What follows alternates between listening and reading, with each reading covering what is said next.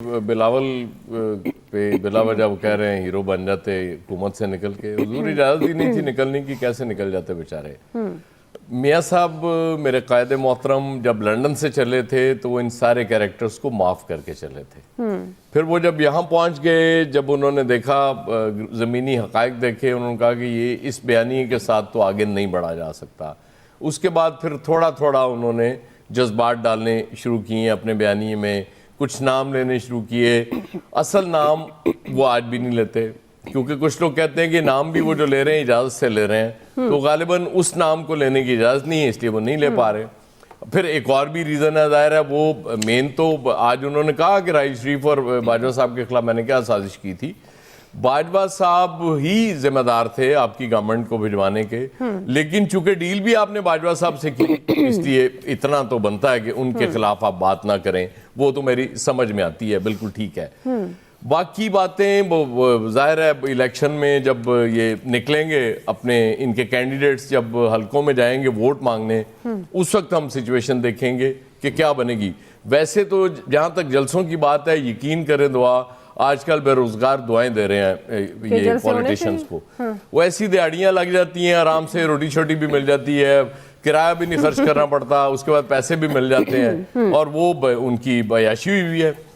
ये बेहतरीन मौका होता है। देखें ना, बेरोजगारी इतनी ज़्यादा बढ़ चुकी हुई है और 16 माह में जो इस कौम के साथ किया गया है वो आपके ख्याल में लोग आराम से भूल जाएंगे? नो, लोग अभी तक तो भूलने के लिए तैयार नहीं है। बिल्कुल ऐसे आप बहरहाल उनको बताते रहे नई नई चीज़ें, उनको कह जी ये कर देंगे वो कर देंगे, तो वो फिर सवाल पूछते हैं ना, हुजूर 3 दफ़ा आपने क्या कर लिया जो 4थी दफ़ा आप कर लेंगे?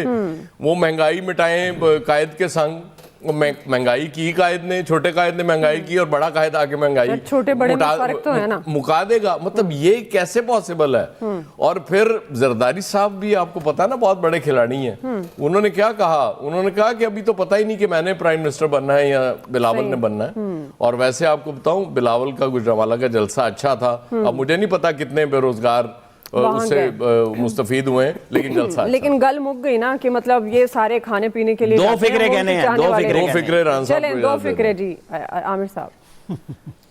हाँ, एक फिक्रा वो जो अयाज साहब की बात से मुझे याद आया, अयाज साहब के पुराने अखबार के ऊपर लिखा होता था कलमा हक पूछ कर अदा किया जाता है कि नहीं किया जाता। ये जो वो कह रहे थे ना कि नवाज शरीफ ने पूछ के ही किया होगा। और दूसरे वो नवाज शरीफ की तकरीर से ही मुझे याद आया कि आपको याद होगा पिछले हफ्ते मैंने अजमत सईद शेख का पूरा किस्सा सुनाया था कि जब वो धमकियां लगा रहे थे, जो आज नवाज शरीफ ने भी जिक्र किया कि अडियाला जेल भिजवाऊंगा, और फाइल उनकी टेबल पे पड़ी थी और मैंने ये स्टोरी छापी थी। ये देख लें, ये है हकाइक। सही है फैसल साहब, हकाइक आमिर साहब ने आपके सामने रखे। सवाल मैंने आपके ख्याल में बिलावल की वैसे नई सोच है, आप उससे कितना एग्री करते हैं? और ये कब माजी भुलाकर नवाज शरीफ साहब आगे चलेंगे, क्या लग रहा है आपको? देखिए, बात ये है कि नवाज शरीफ साहब ये कहते हैं कि जो कुछ 2018 में हुआ वो गलत था, उससे पाकिस्तान को नुकसान पहुंचा। अच्छा, जिस तरह वो बताते हैं काफ़ी हद तक उनकी बात दुरुस्त भी है, वाकई जो है वो गलत हुआ। अब अदालतों से उनको जिस तरह इंसाफ मिल रहा है, इस पे भी हम डिबेट नहीं करते कि सही मिल रहा है गलत मिल रहा है, कानून के मुताबिक मिल रहा है। हम ये कहते हैं बिल्कुल सही मिल रहा है। सही। लेकिन जिन्होंने गलत किया था उनके खिलाफ कार्रवाई क्यों नहीं हो रही? अगर नवाज शरीफ साहब को सजा गलत दी गई थी तो गलत सजा देने वालों के खिलाफ कार्रवाई क्यों नहीं हो रही, ताकि आइंदा कोई ये काम ना करे? अगर 2018 को जो कुछ गलत हुआ था, अगर उनके खिलाफ कार्रवाई नहीं होगी तो दोबारा कोई ये काम कर सकता है। और जो 8 फरवरी को होने जा रहा है, तो यही तो अगर वो 2018 का रिप्ले हो गया, नहीं जैसे अब जो कह रहे हैं ना कि अवाम फैसला देंगे कि वो सबसे बड़ी अदालत, ये तो लफाजी है ना। ये तो जब आपने कोई काम नहीं करना तो बोलना है कि अवाम फैसला करेंगे, ये है ना। जब खुद कोई अपनी काम नहीं करता तो अवाम के कंधे पे डाल देता है। लेकिन बात ये है कि अगर खुद फैसला वज़ीर आज़म बन के ही करता है ना बंदा। जी 8 फरवरी को वही कुछ हो गया जो 2018 में हुआ था, तो उससे क्या मुल्क की तामीर का, बेहतरी का रास्ता निकलेगा? ये सवाल है, और ये सवाल जो है वो सबके लिए है। सही। ये सवाल नवाज शरीफ साहब के लिए भी है, ये दीगर सियासी रहनुमाओं के लिए भी है, और नवाज शरीफ साहब के लिए इसलिए ज्यादा है कि वो ये दावा करते हैं कि जिस तरीके से 2018 की मैनेजमेंट थी उसने पाकिस्तान की तबाही का रास्ता निकाला। अगर उसी नौइयत की मैनेजमेंट अब दोबारा की जाती है, उससे पाकिस्तान की खुशहाली का रास्ता कैसे निकलेगा? सही। اس کا جواب کس سے لینا چاہیے؟ اس کا جواب کون دے گا؟ اس ملک میں کوئی ایسا ادارہ ہے، کوئی ایسا سیاستدان ہے جو اس بات کا جواب دے سکے کہ غلط کام سے جو ہے وہ درست چیز صرف سیاستدان پہ ہی پانی چڑھ رہا ہے غلط عمل سے اسٹیبلشمنٹ کہہ لیں، اسٹیبلشمنٹ جواب دیتے، اسٹیبلشمنٹ نام لینا سب کے، ہم نے لیے ہیں نا، کیا مسئلہ ہے اس میں؟ کس کا نام لینا بتائیں؟ لے دیتے عدلیہ ہے نا، میرا ہی لے رہے عدلیہ ہے، اسٹیبلشمنٹ ہے، سیاستدان سارے ہی ہے نا، مطلب تجزیہ تو آدھ کیوں؟ نام لیتا ہوں، آپ نام بولتے جائیں، میں لیتا جاؤں گا۔ نہیں میں نہیں بول رہا، آپ اپنی رائے تو کھل کے کریں نا، ان سے کہہ رہے ہیں اور نام خود بھی نہیں لے رہے۔ واہ واہ۔ اچھا جواب میں دیتا ہوں آپ کو فیصل، کہ آپ جو مطالبہ کر رہے ہیں نا 2018 کے کریکٹرز کو آج سزا دیں، تو پھر جو آج کچھ کر رہے ہوں گے ان کو بھی سزا دینی پڑے گی کل کو، اس لیے رہنے دیں یہ چیپٹر۔ میں نہیں گل سنی۔ میں یہ کہتا ہوں کہ میں صرف یہ کہتا ہوں کہ اگر جس چیز سے تباہی آئی تھی تو تاریخ کا سبق یہ ہے کہ اس کو دہرایا نہ جائے۔ آپ سمجھتے ہیں کہ دوبارہ وہی چیز دہرائی جا رہی ہے؟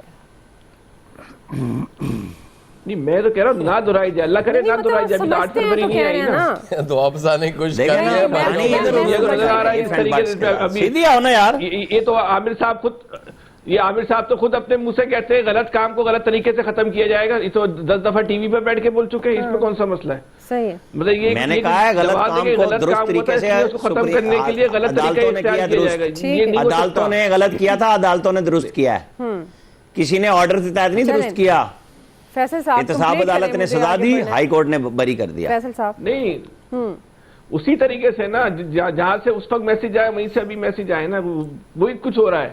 آپ دیکھیں اس میں اس بات دیکھیں 2018 کا جو فاتح تھے وہ عمران خان صاحب تھے، ہو سکتا ہے 2024 کے فاتح جو ہے وہ نواز شریف صاحب ہو جائے۔ صحیح ہے، ہمارے آپ کے عام آدمی کے ہتھے کچھ نہیں چڑھ رہا، ہم نے ویسے ہی روتے رہنا ہے، بات ہی ختم، ہمارے نصیب میں رونا لکھا ہوا ہے۔ جی نوید پھر صاحب، نہیں آپ 2024 کے بعد ایک نئی جدوجہد کا آغاز کیجیے گا جمہوریت کے لیے۔ صحیح ہے، اور روندو نوید صاحب آپ تیار ہیں 2024 کے بعد نئی جمہوریت کے لیے جدوجہد کرنے کے لیے؟ اور آپ کو لگتا ہے کہ لیکن احتیاط سے کیجیے گا، نواز شریف صاحب ماضی بھول کر آگے چلنے کو جب تیار نہیں ہے تو دل میں غم اور کسک تو رہے گی، تو پھر کیسے وہ عوام کو ریلیف دے سکیں گے؟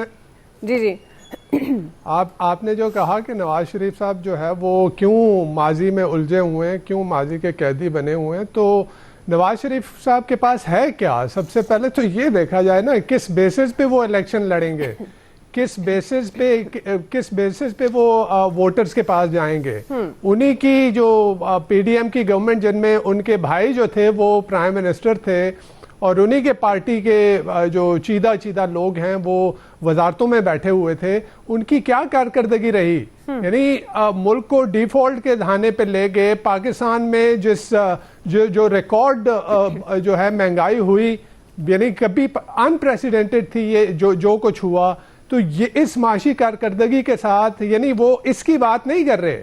اچھا مزے کی بات یہ ہے کہ ان 16 ماہ کی بات نہیں ہوتی، بات ہوتی ہے وہ جب وہ وزیر اعظم تھے، تو کیا ان کے پاس کوئی جادو کی چھڑی تھی؟ جیسے اس سے پہلے جو ہے ہمیں ایک لارا لگایا گیا کہ جی اسحاق ڈار صاحب آ رہے ہیں، ان کے پاس جادو کی چھڑی